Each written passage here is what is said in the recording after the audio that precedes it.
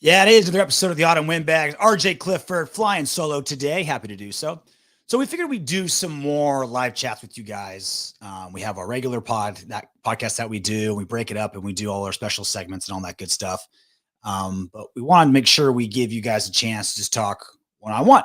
So Soto does these over the weekend. I'll start doing these Monday or Tuesdays. Normally Tuesdays, I think. We'll try to make sure we get like an exact time for you guys. So probably Tuesdays around noon Pacific time, 3 o'clock Eastern time, just to kind of give you guys, some one-on-one time. It's not just me and Soto yelling at each other; it's yelling at you guys as well, which I think you'll enjoy.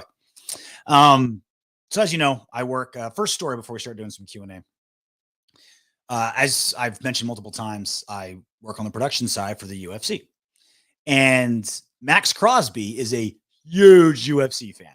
Giant fan. He's been to 2 of the last 3 fights over at UFC Apex. And UFC Apex is their own little like tiny facility that they do events. And it wasn't supposed to be done. Like they weren't supposed to be doing events there. They just kind of had to do it when COVID hit. So they had their own kind of isolated bubble to do events.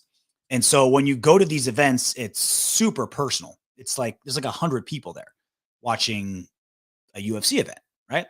And so you see everyone that's there, and a bunch of Raiders have been there. The Raiders had a fight a couple months ago. They had like 20, 25 people on the guest list. Now there wasn't 20, 25 players at the UFC. It was more like 4 or 5 and like their guests. Richie Incognito was there, a couple others. But Maxx Crosby has been to 2 of the last 3 over at UFC Apex. Got to shake his hand, meet him. Not as intimidating of a build as I thought. Like he's obviously a big guy, shook his hand, giant hand.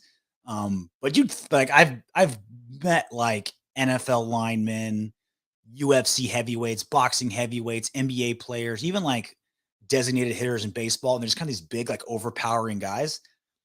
Maxx Crosby, not really that like huge, not like that intimidating of a figure. Obviously, he would crush me as he has crushed dozens of quarterbacks throughout the course of his career, but not like not the same, which kind of goes to show you how much his motor and his smarts made him the Pro Bowl edge rusher that he is, and not just pure physical ability. Obviously, the guy has physical gifts, right? You're not an all-pro defensive end in the NFL without a ton of gifts that I can never even sniff at. But he's not like an Aaron Donald where like that's the core of his game. It's his smarts and his motor that made him who he is. But the reason I brought this up was I've learned like he's Mr. Vegas.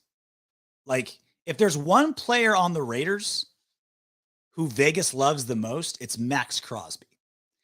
Denzel Perryman said as much. He was mic'd up during the Pro Bowl, and he was talking about like whenever Maxx had a play or whatever, he's like, yeah, because the Pro Bowl was in Vegas. It's like, yeah, Maxx is the guy. Maxx is the man. Maxx, Vegas goes nuts for Maxx Crosby. And they do. And rightfully so. He's, arguably the best player on the team. Probably had the best singles season last season of any other Raider. We can make the case that Darren Waller's our best player, but obviously it was kind of an off year last season. Had so many injuries, some drops, like not his best work.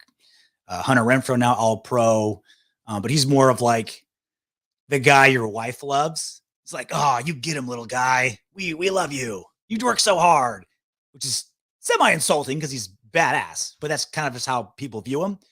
I think Maxx and Derek Carr obviously is like the most polarizing player in football. So half the fan base hates him, half the fan base worships him. So Maxx Crosby is the man, and he's like Vegas's guy. And I got to thinking that that's kind of a waste. And you've got Las Vegas, you got Sin City, the place where you party, the place where you go nuts. And sober Maxx Crosby is your favorite guy.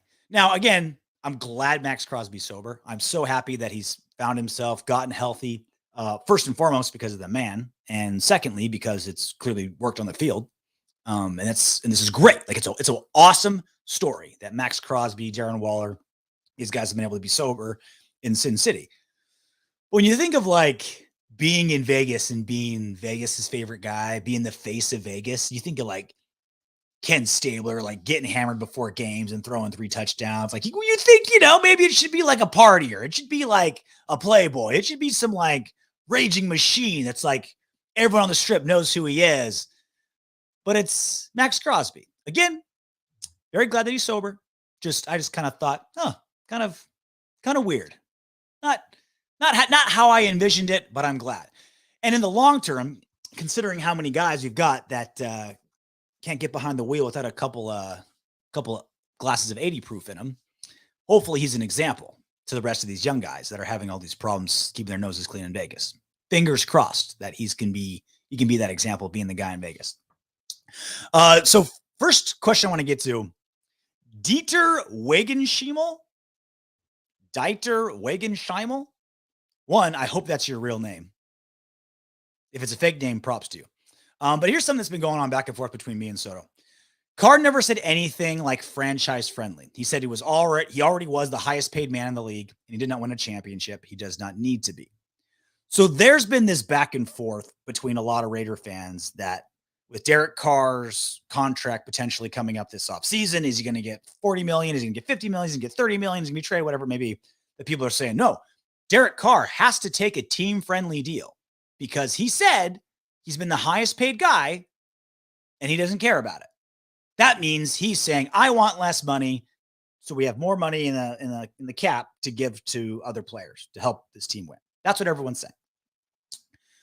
Dieter makes a really good point. He didn't say, I'll take less money. He just simply said, I've had the title of being the highest paid player in football, and I don't care. I'd rather win. Like, that's the title I'm going for, not the title of the highest paid player. He's not saying, I'll take less money. He's not saying, give me less to give to other people. That's not what he's saying. He's just simply saying, I've had the title of highest paid quarterback in football, and I don't care. Winning is what's important to me. And there's a very big distinction. And like most things Derek Carr, you view it one way or the other, black and white. Like, this is a pretty innocuous comment that he made. Like, I've been paid a ton, not that big of a deal. Like, that's standard issue PR quarterback speech, right? Very few quarterbacks, like leaders of teams, say, I'm the man. I want to be paid the most. I want to be a billionaire. That's just not what leaders generally say, right? That's what Antonio Browns of the world say. That's what Ndamukong Suhs of the world say. Not the Derek Carr's franchise quarterbacks, leaders of teams say. But like most things Derek Carr, even an innocuous statement, those who worship him say, oh, what a great leader. Those who hate him say, oh, well, you're saying you're going to take less money. It's neither. It's really neither. It's just simply him saying, I've been paid the most and I'd rather be champion. Let's see. Maxx is not worth $20 million a year. He is not a game changer. Poison University. So Maxx will have an extension coming up pretty soon. He'll probably sign as opposed to do a 5th-year extension coming up in his 4th season. This is the thing. No one is worth or fair or deserve. Like, get rid of that terminology when you're talking about what athletes make or what anybody makes. You are quote unquote worth whatever you negotiate. You're quote unquote worth whatever you can fight for. Now, I love Maxx Crosby and he's not going anywhere, but he's going to get what he wants because it's all about leverage. It's all about what you can take from the people across from you. In Fortune 500 boardrooms, in courtrooms, in any place where there's a high-end negotiation with millions or tens of millions or a ton of money on the line, words that never appear in these conversations are words like fair or what's right. Those words never appear. It's always what you can negotiate and get. It's whatever leverage you bring to the table, whatever you're willing to sacrifice and be able to grab. Like, that's how you get what you want in very high stakes elements. This isn't AYSO soccer or a kindergarten room where you're all trying to be fair. Like, we're not teaching little kids to be fair. This is the grown-up world where it's all about what you can leverage and how much you can take. So Maxx Crosby not being worth $20 million a year, I mean, to who? To who is he not worth it? Are we willing to lose another like Khalil Mack? Now, Khalil Mack was better, right? More strip sacks, bigger game changer, got more sacks in general. But I think what Maxx Crosby brings is so much bigger than his sack total. And we mentioned that on the show 100 times. Like, would I love for Maxx Crosby to be getting, 15, 16 sacks a season? Absolutely. It'd be awesome. It'd be great. Mwah, chef's kiss. But what's more important is that he's consistently disruptive. And there's a difference. And it doesn't always come up in the stat sheets. What's more important than Yannick Ngakoue had more sacks.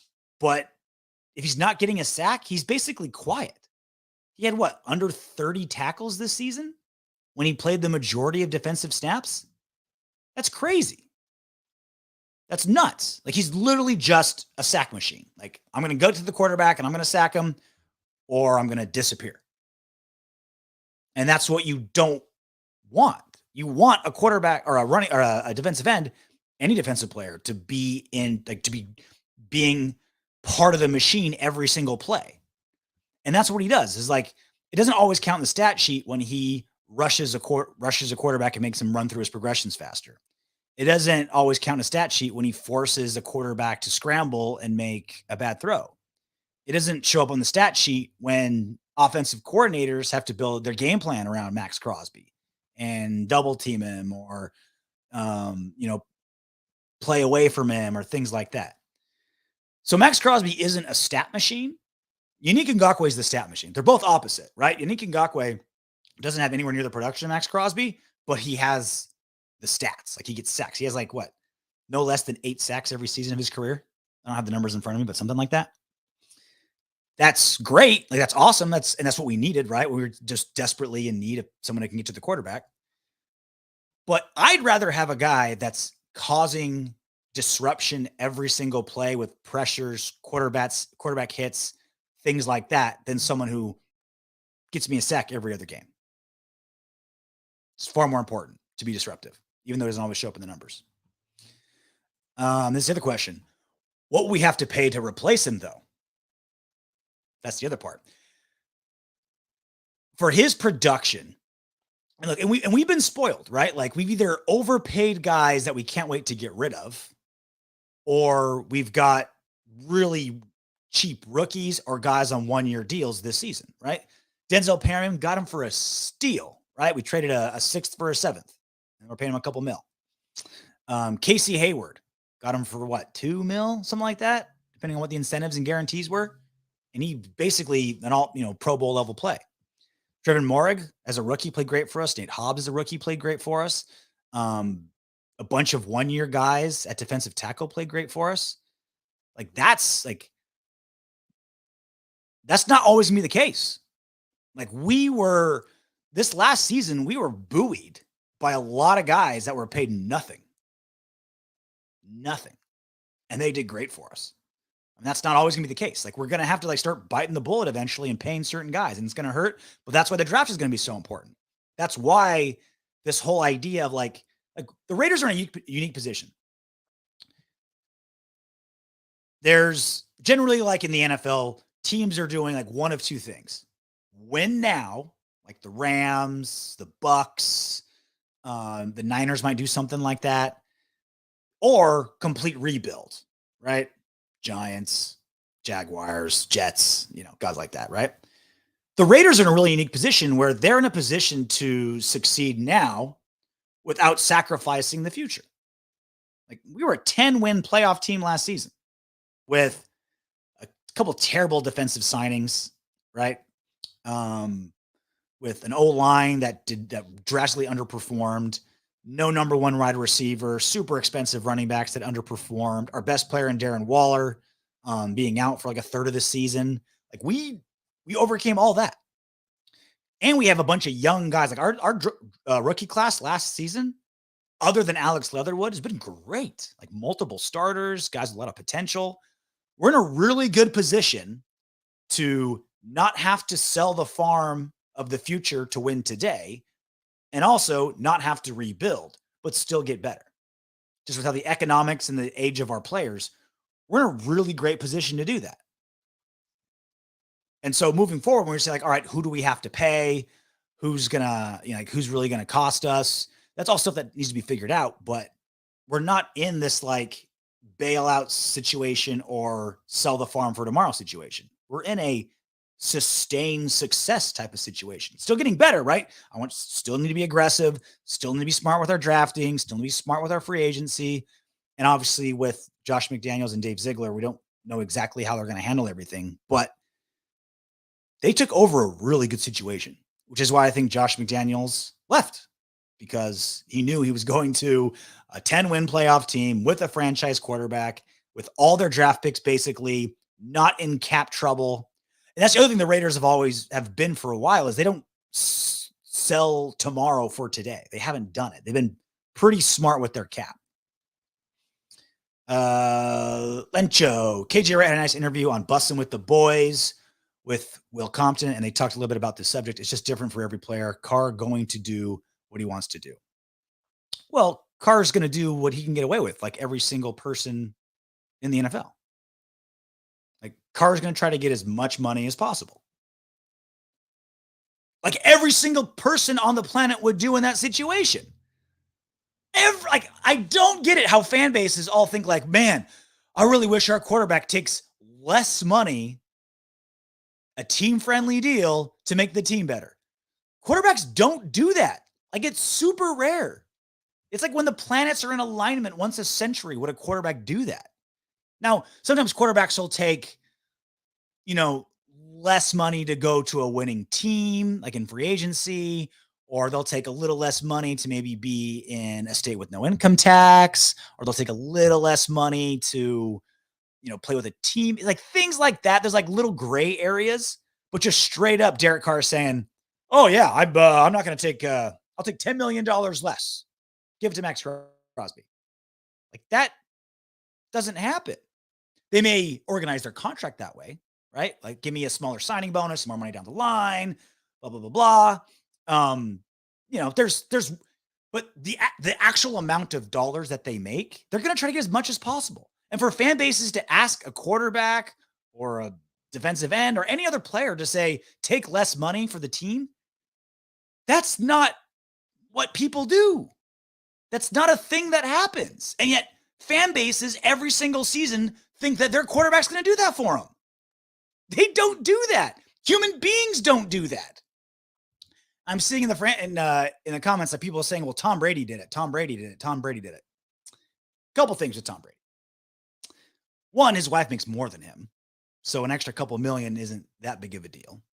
Two, I've never been fully convinced that Robert Kraft and Bill Belichick and Tom Brady figured something out off the books. We know those guys love to cheat. We know those guys love to bend the rules. So I don't have evidence of this. I don't have like a, string of paperwork. I haven't been going through the dumpsters of the New England Patriots, going through shredded documents and taping them together to, find Deep Throat or a smoking gun. But would it be that shocking? What's more shocking to you? How about this? What's more shocking to you? That Tom Brady, with all the leverage in the world and an owner with bajillions of dollars and a history of fudging the rules, what's more likely? That Tom Brady said, no, I'll take less money. Or Robert Kraft and Tom Brady said, let's work something out. Let me give you some stock options on the back end. Let me pay you through a subsidiary over here. Let me do something kind of crazy like that to make sure you get the money that you want and we keep you as a New England Patriot. What sounds more likely to you is my question. And I think that's what you got. So it's, Tom Brady gets all this love for taking a team-friendly deal and all. Well, how about this? He also knew that his best place to win was in New England. And he knew his best place to win when he was done with New England was Tampa Bay. And now he realizes that Tampa Bay is going to lose a lot of free agents next season, and they're not going to win next season. And so he's saying, I'm retiring. Or if he comes back, he'll come back to the 49ers or some team with a great defense, great coach, team that's going to make him awesome. So it's not like Tom Brady was giving charity. You know what I'm saying? It's not like Tom Brady was like, I don't care about money. Let me just give it to my teammates. I'm not buying that for 1 second. If DC were to sign at least a 4-year deal, averaging right about $33 million a season, would be a great signing. So we'll see. Yeah, 33 mil for a franchise quarterback. That'd be a steal. And this is the other part. Like, even if you hate Derek Carr, right? Let's say you think Derek Carr is average. Let's say he's like, all right, he's a starting quarterback. You can win with him, but he's nothing special. Let's just say, for the sake of argument, you think he's that. In 2 or 3 seasons from now, that deal, $33 million a year, is going to be a steal. A steal. That's just the economics of how the quarterback market is shaking out. That's just the reality of the economics of the NFL. When Derek Carr signed his last deal, he was the highest paid quarterback in football for like 45 minutes. Then Matthew Stafford, and then so and so and so, right? Number one highest paid quarterback in less than 4 years. Less than 4 years. All of my socks are that old. Less than 4 years. He went from the highest paid quarterback to the 15th. And one of the best deals in quarterback pay right now. In less than 4 years. So maybe it sounds expensive now. You're like, oh, wow, he's getting paid more than this guy or that guy or this guy. But the quarterback market is only going to go up. Quarterbacks are only going to be demanding more money as time goes on. So that's why this whole idea of like, well, let's give Carr a 2-year prove-it deal. It's like, then he's just going to be more expensive 3 seasons from now or 2 years from now. Give him another 5-year deal. If we can get him at 33 mil a season or roughly like that, wonderful. Because in 3 or 4 years from now, he's going to be a below average paid starting quarterback. That's just the reality of the market, right? Like, I don't want to have to give an eighth of our salary cap to one player either. I don't want to do that. Not at all. I'm not trying. I don't get like a percentage of what Derek Carr makes. I don't get a signing fee. I don't want to pay him that much either. But I do understand the economics of football. And if we give him a long-term contract now, it'll be just like last time. It'll feel like a lot for about an hour. And then 2 seasons from now, he'll be cheap. 3 or 4 seasons from now, he'll be a steal, like he is now. Quarterbacks are only getting more expensive. The salary cap is only going up. Sign your guys to long-term deals as soon as possible before they get more expensive. Paul Edgerton, the one thing DC can't be accused of is lack of loyalty. That's for sure. There's many a player would have quit years ago with all the crap that's been thrown at him. I mean, is there any player on the Raiders that should demand like hazard pay? That should be like, hey, I've put up with your shit for 8 seasons. Pay me. Like, would he really be out of line for saying that? I mean, he would be. Like, you guys would lose your mind, right? Soto would literally have a heart attack on air if Derek Carr said that. Like, he would. I would have to drive to the other side of Long Beach, give him CPR, and get him out of cardiac arrest if Derek Carr said that. Cardiac arrest. I think we have to name a new segment for Soto. Wouldn't that be in line with so many other quarterbacks and how they behave? Russell Wilson, and like, this is what guys do. And because Derek Carr hasn't, we've taken it for granted. Because he's been Mr. Nice Guy, been super loyal, put up with all this shit, and never publicly bitched once. Let me get rid of this guy. Not supposed to be there. What about Marcus? Think he's staying? Marcus Mariota, Inquisitor, says Vec. What about Marcus Mariota? Think he's staying? Okay, so his contract's up, right? He had a 2-year deal. It was supposed to be like, was it 11? Something like multiple, over $10 million for 2 years. They redid it. I think he got 3.5 this year, which is a really good deal for a above average backup quarterback. But this is the problem with Marcus Mariota. He is truly like an above average backup quarterback, right? He was a starting quarterback in the NFL, went to the playoffs. But there's 2 things that I really are necessary for a backup quarterback. 2 important things for a backup quarterback to be.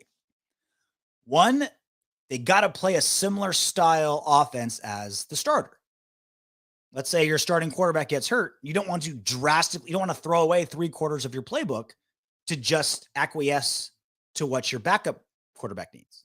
You don't want to have to do that, right? Having a backup quarterback come into your team and be your starter is enough of a problem as it is. You don't want to like also, all right, line, you got to block differently because now we're running a different scheme. Wide receivers, you have to run different routes because we got a new quarterback. Like you want your backup to play a similar game as your starter. So the offense doesn't have to do a complete 180.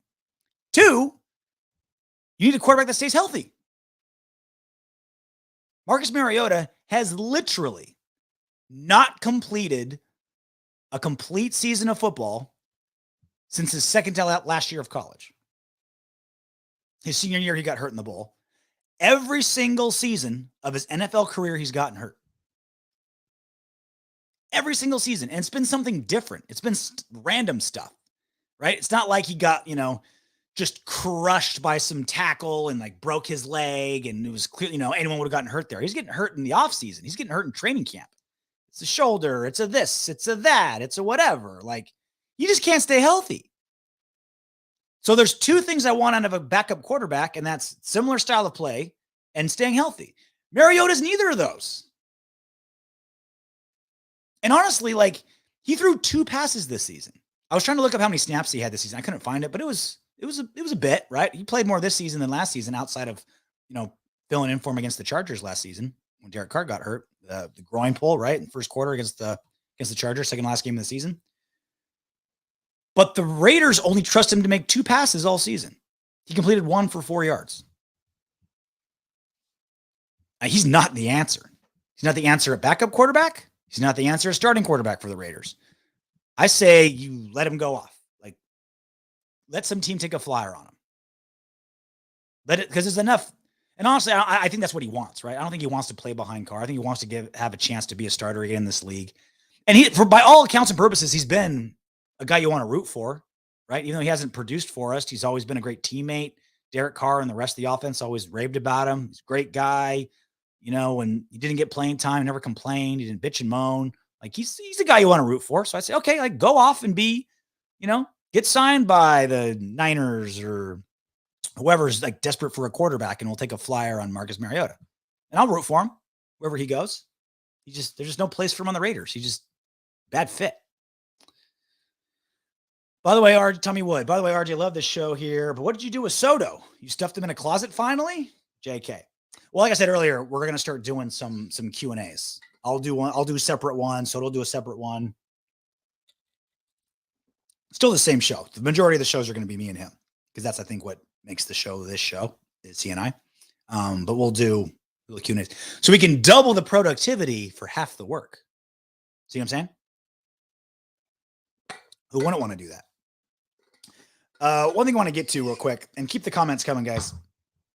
One thing I want to get to is I posted as a short on our YouTube channel yesterday. Hunter Renfrow did a really good interview with one of his teammates at Clemson. I highly suggest you check out the short that we did. It's on our YouTube page. Go click the link and go to the full interview as well. Well, basically what Renfrow talked about on this short was when he was first getting started with the Raiders, he wasn't playing well. He was technically a starter, but he wasn't getting a lot of balls thrown his way, wasn't catching a lot, wasn't producing. He was just kind of invisible for a while. And then he went to London. We played the Bears in London, right? We won. It was our like revenge game against John Gruden's revenge game against Khalil Mack, right? Or it was supposed to be Khalil's revenge game against us. Technically, it was Khalil's revenge game against us, but we ended up winning and Gruden got his revenge. However you want to make it work. But on that day, he had 1 catch for like 12 yards and 6 targets. And then they had the bye the next season. And he said he was sitting in his deer stand because he's Hunter Renfrow and was thinking about how, like, look, I want this to work. I don't want to just flame out. I want to make something of myself in this league. And the problem he was having was, as we know, John Gruden runs an offense that's his offense. There's offensive coordinators and there's head coaches and there's GMs that say, all right, we have this personnel. Let's build an offense around it. John Gruden's the opposite. He's like, this is my offense. Let me get players that can do what I want them to do. That's why he got rid of Amari Cooper and Khalil Mack and all these guys that weren't just going to be soldiers for him, just rank and file dudes. Like, I'm just going to do whatever John Gruden says. Like, that's the guys that he wanted. And Hunter Renfrow was trying to be that guy. He was trying to, all right, I'm going to run this route exactly as Gruden wants. I'm going to run the offense exactly how Gruden tells me to. And then after that bye week, he said, you know what? Fuck it. I'm going to do it the way I think it should be done. I'm going to run my routes. I'm going to practice this way. I am going to be the Hunter Renfrow that got me here. And that's when his career took off. That's when his numbers went up. And now he's a Pro Bowl wide receiver. Hunter freaking Renfrow. Mr. Was it 4th or 5th round Hunter Renfrow. Guy that never had a 100-yard receiving game until he got to the NFL. Looks like your uncle, right? Now he's a Pro Bowler. Why?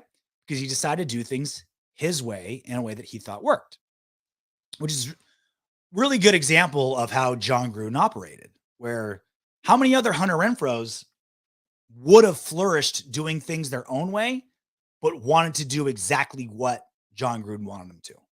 Like how many guys didn't get to flourish the way Hunter did because they wanted to do exactly what Gruden wanted them to do.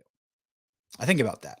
That also goes to show you a lot about Derek Carr, of how he just like conformed to whatever Gruden wanted him to do. Like, I'm going to be a soldier. I'm going to literally move in next door to him. I'm going to do everything he says. I'm going to change how I play the game for John Gruden. And it was working, right? Like he was the number one quarterback in the NFL the first few weeks of last season. But this also leads to the next problem with Josh McDaniels coming in. Josh McDaniels is the opposite of John Gruden. Josh McDaniels is known for being able to change an offense based around his personnel. He has his style, he has his tendencies, and he has a foundation and a foundation of a philosophy that he wants to stick to. But what really people like rave about him is his ability to be flexible. And no matter who you have a running quarterback, you have a passing quarterback, tall quarterback, short quarterback, big arm, small arm, like he's going to create an offense that makes it work.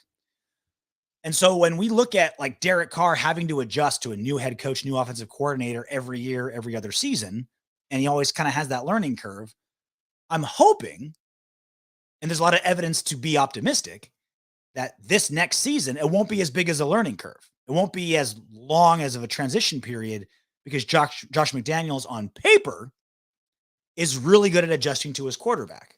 So Derek Carr isn't going to have to completely change the way he plays to thrive under Josh McDaniels' system.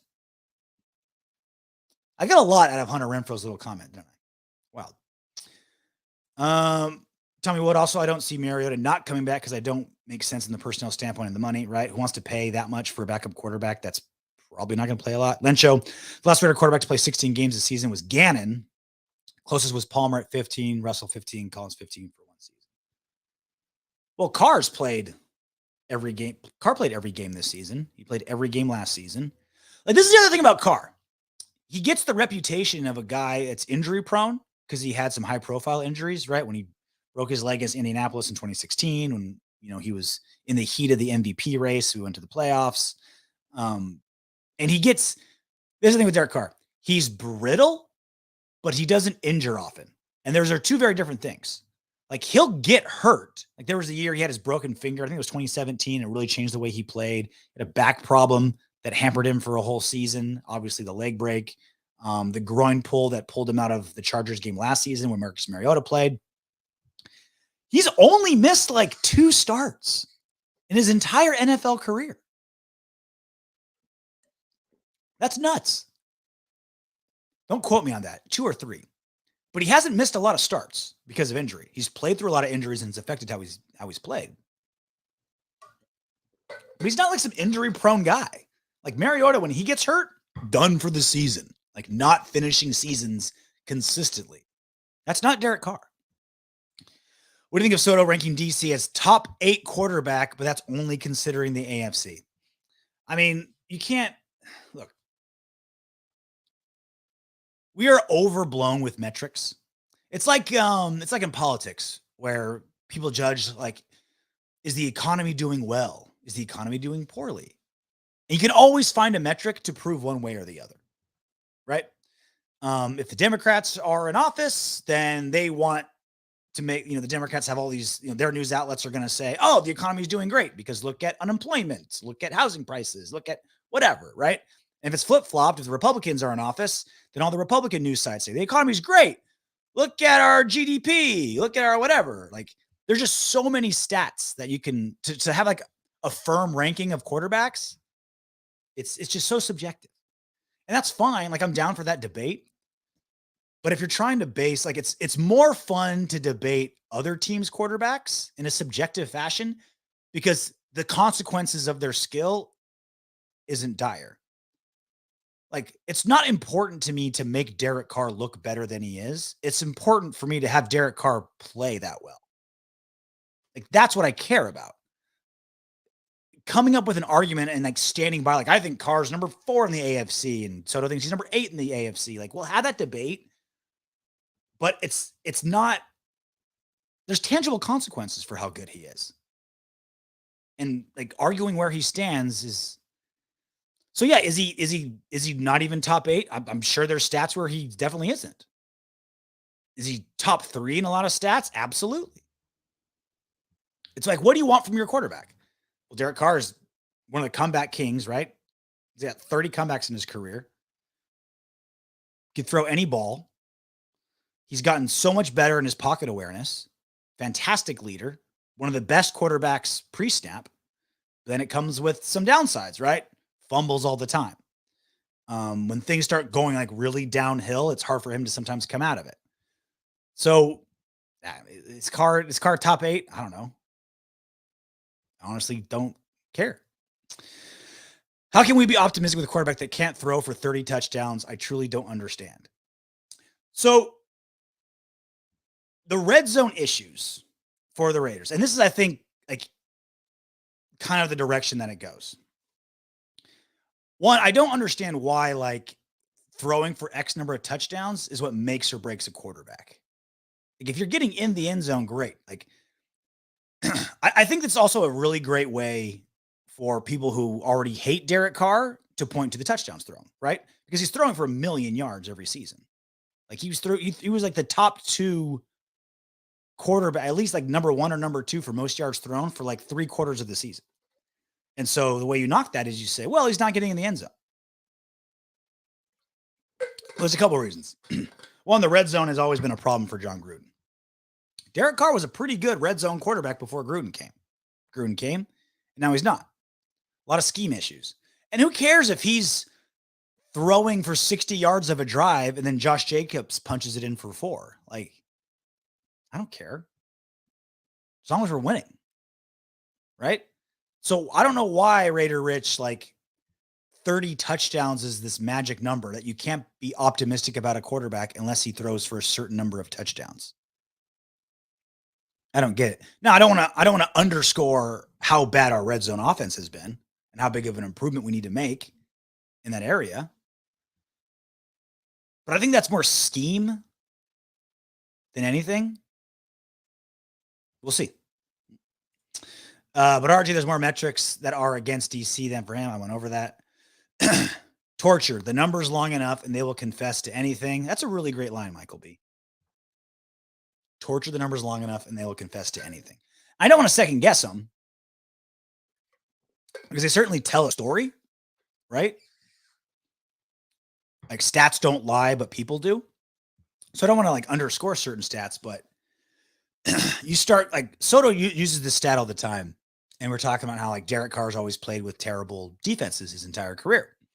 And he came up with this stat comparing Stafford and Brady to how many points the defense have given up and the average number, and then like how many wins and losses the quarterback had at that number, like really like deep stuff. Like, he invented a stat no one's ever used before, no one will ever use since. And I don't have like the time or desire to like check his math to see if he's right. And so he's like, look, like Derek Carr is worse than Stafford because of this stat that I found. I'm like, all right, well, Derek Carr has a higher quarterback rating than Stafford. Like, you have this magical made up statistic that I don't know is true or not, that only you use, but the most recognizable stat about who's better says Derek Carr's better. So it's like, and again, I'm not saying Derek Carr is better just because of his quarterback rating, but like, it's you're going down this rabbit hole that never ends. If you're like going stat for stat for stat for stat for stat. How many comebacks are against playoff teams? A lot. Or because of his comebacks, they didn't go to the playoffs. Right? Like the Colts were like 99% chance to go to the playoffs until the Raiders beat him and then Jaguars beat him. The Chargers were on their way to their playoffs and a better team than us. Let's just call a spade a spade. Like the Chargers were a more talented team than the Raiders last season. And we beat them. Steelers. Beat the Steelers. Ravens, like, he beat a lot of good teams with these comebacks. Like, all right, if there's a lot of things we can knock Derek Carr for. Ton of things we can knock Derek Carr for. But being a great like comeback guy, it's not one.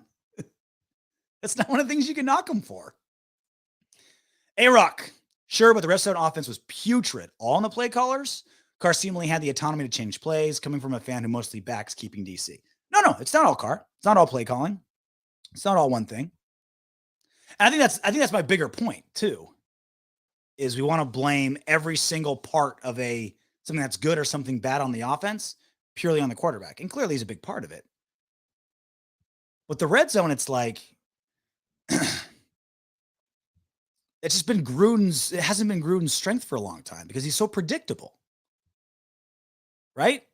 Like that's been the knock on him for a long time. Is he's just like a super predictable guy in his play calling. And that's what's hurt us in the red zone a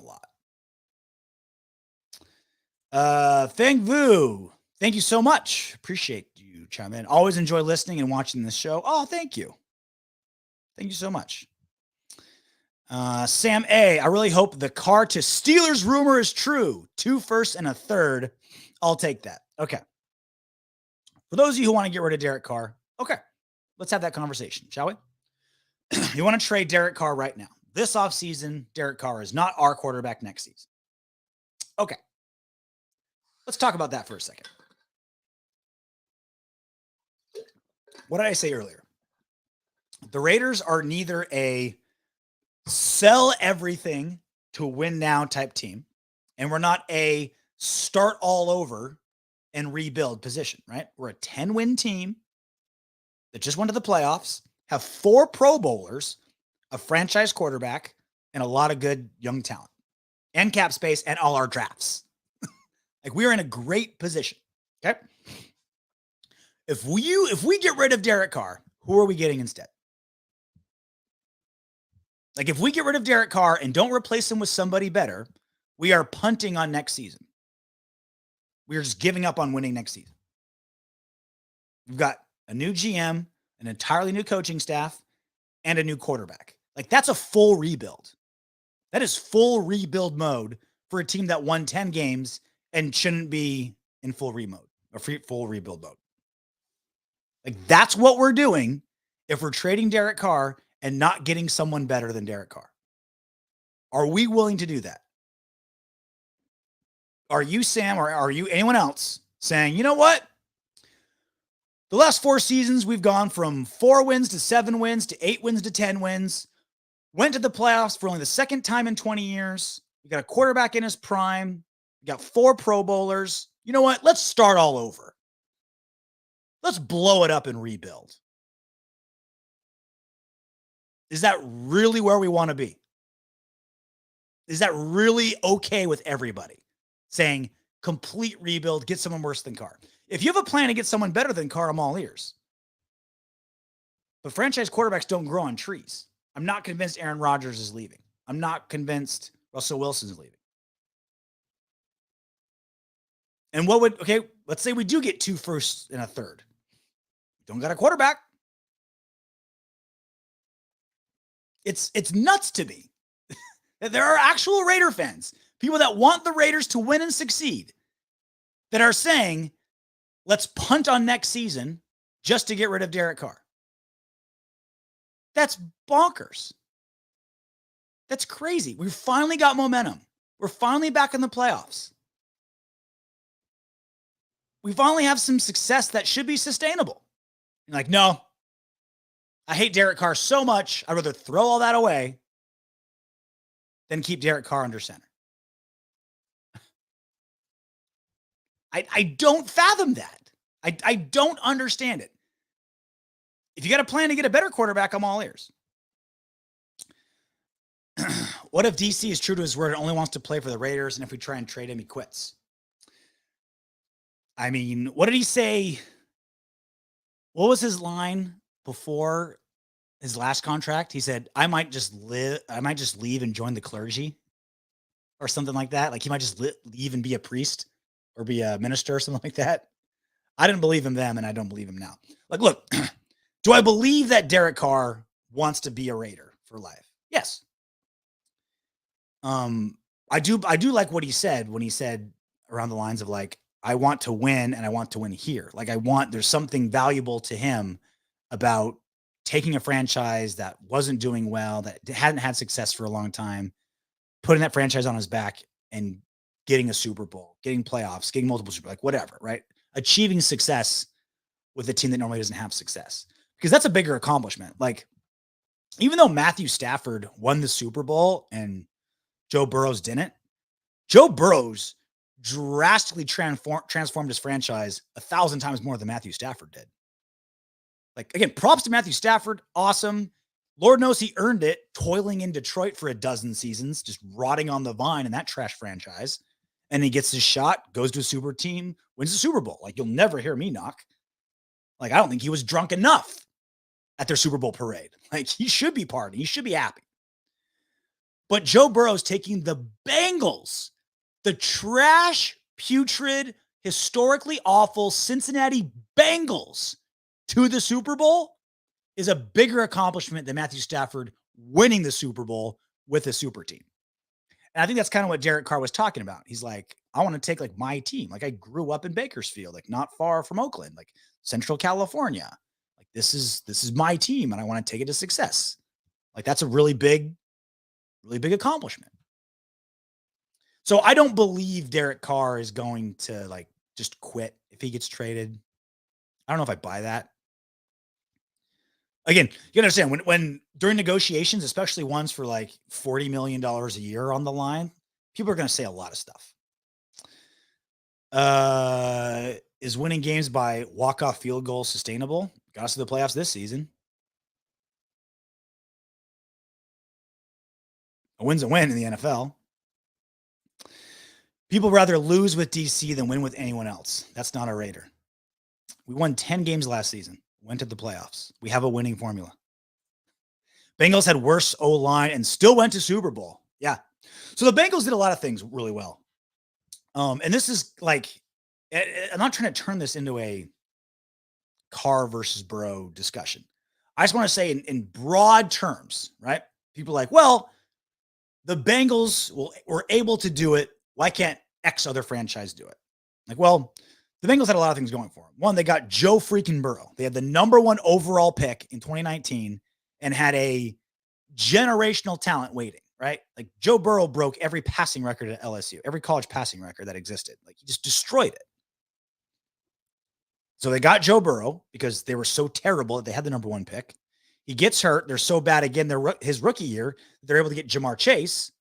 So they have 3 number 1 wide receivers, a bunch of other free agents that pan out, a coach that jives with Joe Burrow, which isn't always the case, and they had some luck go their way. So yeah, like they found something that worked, but is that something that is everyone's going to count on? Like, they put all their money on Black 23 at the roulette table, and Black 23 hit. Like, is that how you plan on winning? Stuff.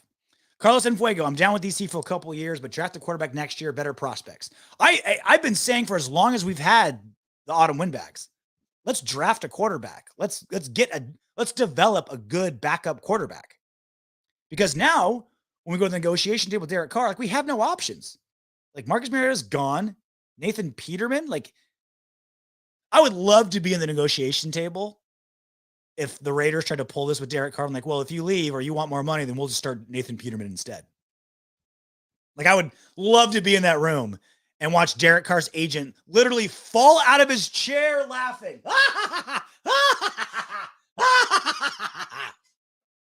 Because we got nothing. Like, without Derek Carr, we had no quarterback because we didn't develop. I blame that on John Gruden. He's like, oh, let's just give Nathan Peterman $1 million every year. He'll figure it out.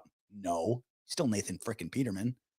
We definitely should have had a developing quarterback or looking for a next quarterback. Worst case scenario, we develop a really good backup quarterback, a cheap one, instead of having to pay Marcus Mariota $10 million or $11 million, whatever his original contract was.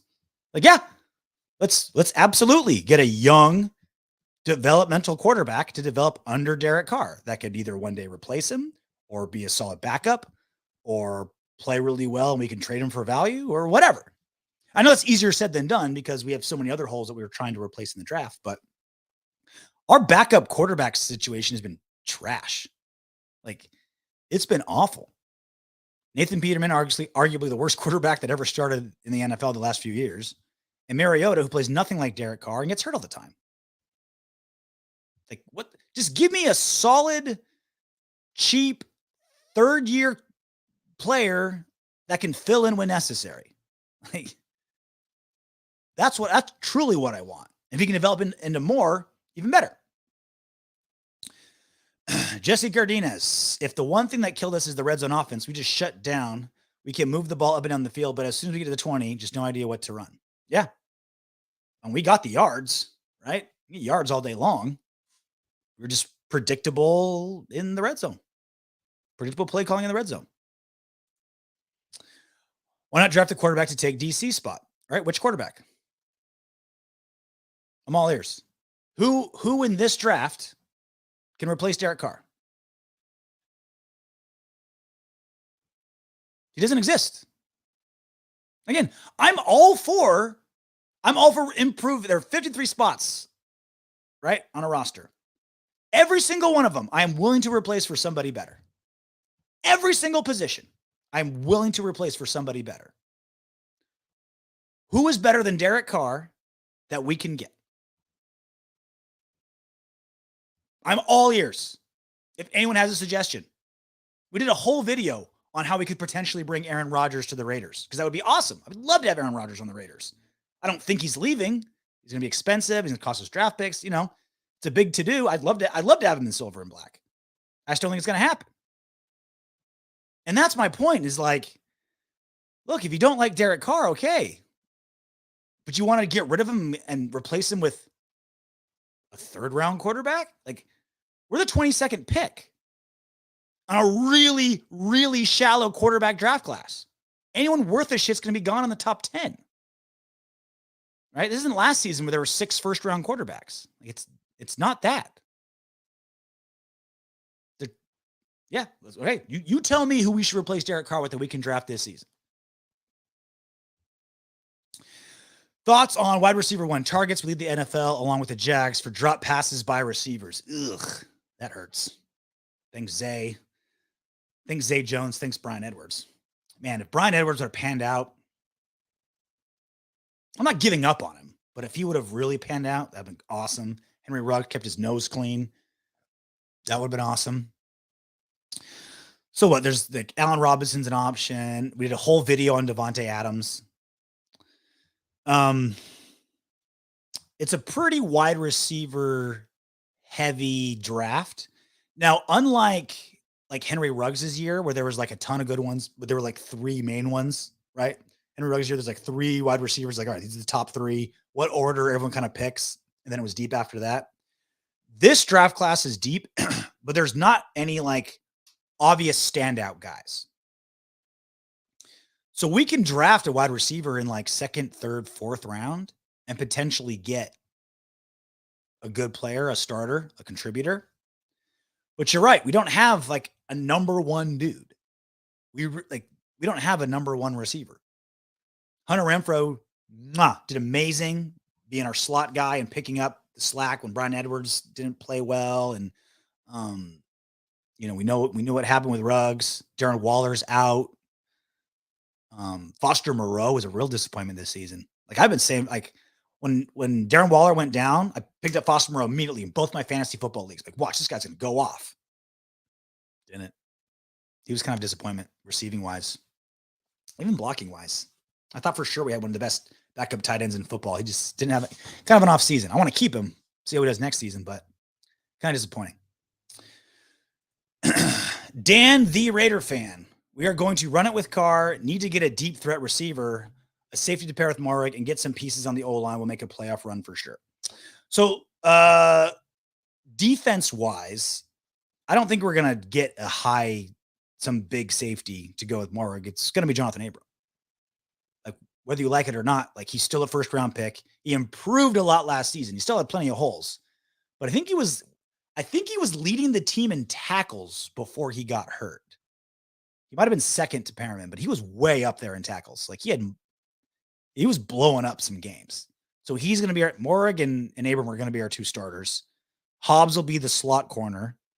And then, we'll see what happens with Casey Hayward. DBs, I think we're doing okay. Now, with Abram, he can't stay healthy, and he's going to have his option coming up soon. I don't even want to pay him the $7 or $8 million. Maybe we will, maybe we won't. So we definitely need some depth there. But I think we have some much bigger problems at O-line. We really only have two true starters that I care about, right? Colton Miller and Andre James, both UCLA guys. Go Bruins. Denzel Good obviously can start for us. I love him, though, as our primary backup at both guard and tackle. I like him kind of being our swing backup lineman. Richie Incognito, does he come back? That'd be great, but we certainly can't count on him to stay healthy. He'll be 39 next season. Then Alex Leatherwood's still going to be a starter, whether we like it or not, because he was a first-round pick last season. Hopefully he improves. So, yeah, O-line, need a lot of help. We got to replace all those defensive linemen that were on one-year contracts last season. Got to worry about that. So, yeah, look. We have a team that overcame so much last season, still made it to 10 wins in the playoffs. Lost our coach, lost our number one receiver, got a cornerback that's threatening people with guns. Our best player was hurt, was on injured reserve in Darren Waller. We lost 2 starting guards before the first game was over. Still overcame it all. So what I'm saying, my general rule is this. Improve aggressively. Don't rebuild. Don't even make it look like a rebuild. We're already rebuilding enough with our front office and our coaching staff. That's already going to be enough of a change. Fill in our holes. Help at the old line. Get a number one receiver. Depth in our DBs. And we have a winning formula on paper. We've got a recipe for success. And not just success next season, but a recipe for sustained success. A recipe for sustained success. I'm willing to pull a Rams or, pull a Bucks and sell the entire future to win now. If we had a team or a situation that called for that, I'm all in. Push the chips in. Gives the man his money. Don't splash the pot, right? I'm down for it. But we're in a better situation than that. We're in a position for sustained success. Don't blow it up. All right, that's it for me. We'll have our full podcast. We'll record it tomorrow. Again, make sure you like, comment, subscribe, tell your friends. We could always use more subscribers. We had 1,776 subscribers today, 1,776. So salute to America. I think it's a sign. All right, until next time, knock on wood if you're with me.